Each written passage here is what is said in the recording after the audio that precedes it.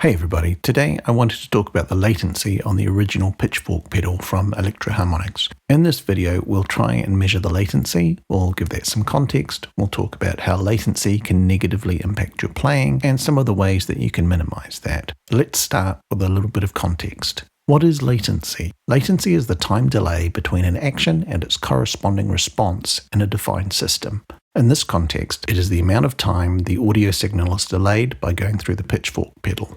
Latency is usually measured in milliseconds, or thousandths of a second. Lower numbers are better, higher numbers are worse.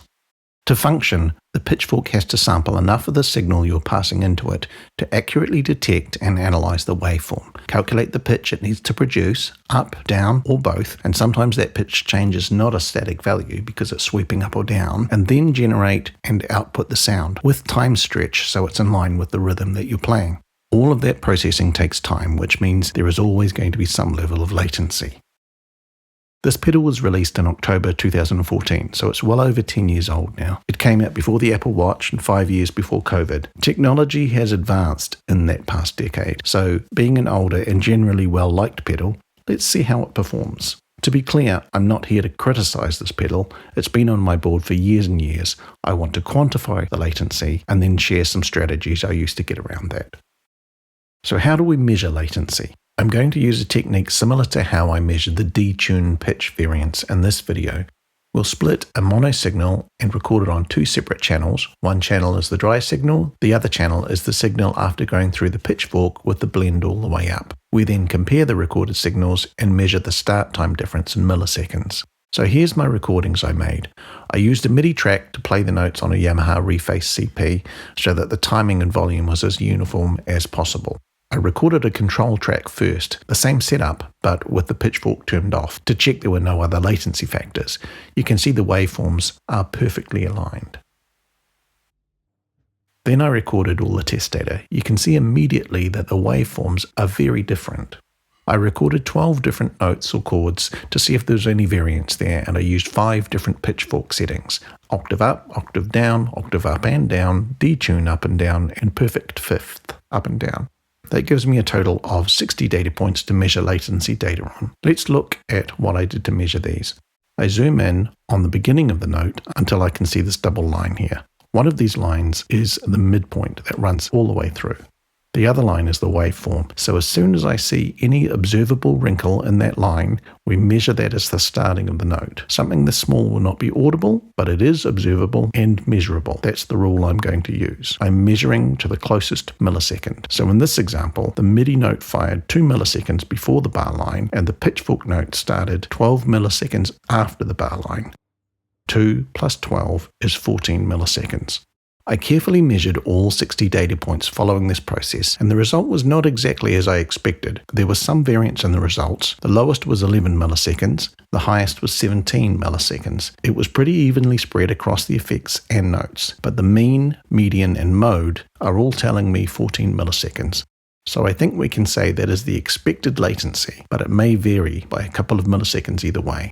There's more to this story though, because in the real world we judge latency by when we hear the note. Looking at the waveforms, it's very clear that the original signal has an abrupt start, while the pitchfork waveforms all have this wedge shape to them.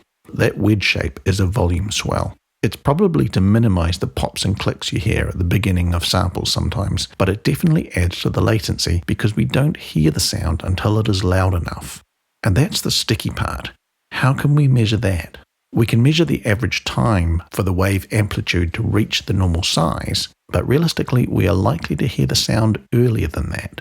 I did some more measurements, and the volume swell could add another 30 to 40 milliseconds to the latency, but up to 54 milliseconds seems like way too much. To put that in perspective, many analog delay pedals start at 30 milliseconds. It's plausible that you would hear it earlier during the volume swell, but looking at the waveforms, I would doubt it's in the first 10 milliseconds of volume swell, maybe around 20 milliseconds. Honestly, I have no idea. So this is the point that it starts to feel like guesswork, which is not what I wanted to do in this video. I wanted to be definitive, but it seems that the best I can do is the pitchfork's expected latency is 14 milliseconds plus up to around 35 milliseconds of volume swell time.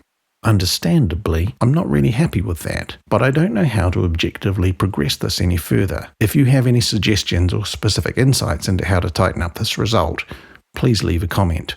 I don't really know what to do next. I know I've been throwing around all these millisecond numbers, and it's a bit difficult to understand what they mean. So here's a quick demonstration of what these types of numbers sound like. After every 2 beats, the second snare track is delayed by an additional 10 milliseconds. We'll go from 0 milliseconds up to 100 milliseconds, which is obviously well into delay territory.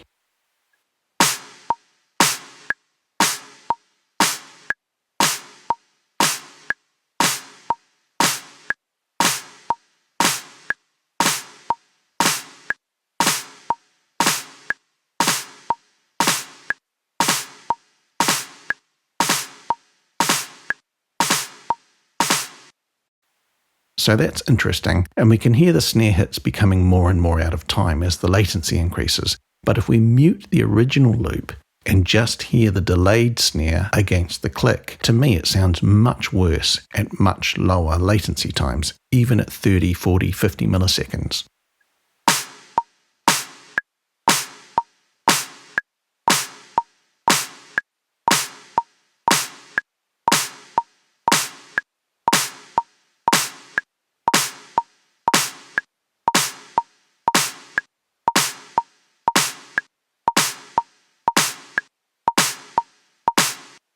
The second demonstration is like playing through the Pitchfork with 100% blend when you don't have that original signal blurring the latency.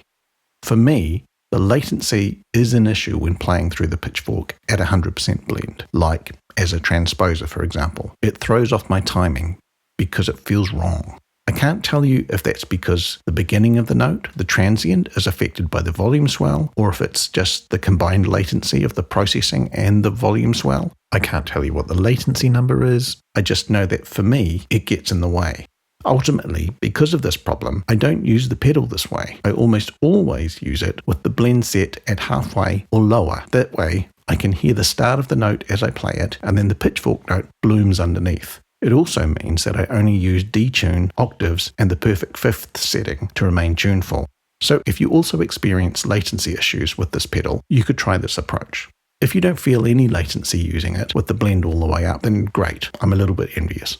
I know we didn't get an actual number yet on the latency, but I think we've got a good starting point. Measuring the 14 milliseconds processing latency and then understanding that the volume swell exists and that it occurs after the processing time, these are all valuable pieces of information. I wanted to document where I had got to, and we'll see what happens next.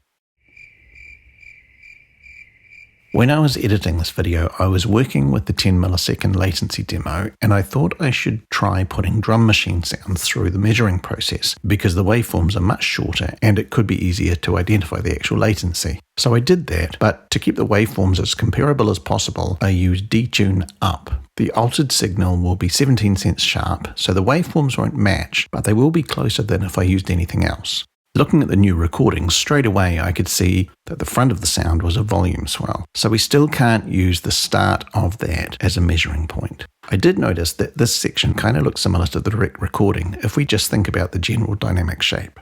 So I copied the Pitchfork recording onto a new track and tried to drag it to where the shape lined up, and I couldn't hear the latency anymore. This is what I got. There's about 30 milliseconds of volume swell on the dragged Pitchfork sound before the direct sound starts. And it sounds a bit weird when trying to compare the sounds, but if I chop off the front of that sound, they're so close that it's really hard to tell them apart. So this latency reversal idea is kind of subjective because the waveforms don't match, but I think it gives us an opportunity to get closer to that real latency measurement. Now that the dragged recording is somewhat synced with the direct recording, we can compare identical points on the two Pitchfork waveforms and calculate the difference. We're seeing 10 milliseconds before the bar for this first point and 33 milliseconds after the bar for the second point. That's a total difference of 43 milliseconds. So that's the latency number I have at this point, 43 milliseconds. I know that the waveform alignment thing I did is subjective, so don't take this measurement as absolute truth, but I think it's getting pretty close. If you think you can get a more precise measurement, I'd love to see your results and understand the process you use. Again, I hope you found this interesting. Like and subscribe if you like what I'm doing. Comments or questions are welcome. Share it with your friends. Thanks for watching.